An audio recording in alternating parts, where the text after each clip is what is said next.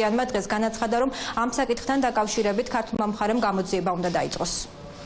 რაც შეეხება ფარცხალაძის ეპიზოდს, რომელიც აღარ არის ძალიან ბევრი წელია, რამდენი წელი გავიდა, 2 წელი ასევე მთავარი პროკურორი და პროკურატურა დღეს დგას აბსოლუტურად სხვა გზაზე, განვითარების და პროგრესის გზაზე, ესეც არის წარსული.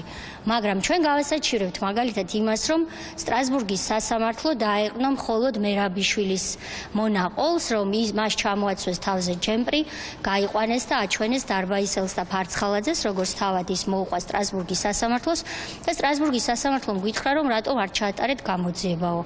ჩვენ ჩავატარებთ გამოძიებას და დიდ პალატაში ვიდავებთ იმაზე, რომ რეალობა ალბათ სხვა იყო და არ უნდა დაეყრდნოს სასამართლო მხოლოდ მომჩივნის განცხადებებს, მაგრამ ეს არის ერთი გამოძიების. ახლა ჩატარდება, სხვა გზა არ ექნება პროკურატურას, ჩატარდება გამოძიება. კამერების ჩანაწერები უნდა ინახებოდეს დიდხანს. ეს უნდა გავაკეთოთ მომავალში, რომ მომავალში არ აღმოჩნდეს პატიმარი მსგავს მდგომარეობაში. ეჭვებს არ ბადებს, რომ არ არის. წარსულს ვერ გავასწორებთ. წარსულს ვერ გავასწორებთ, გარდა იმისა, რომ უნდა მოხდეს გამოძიება.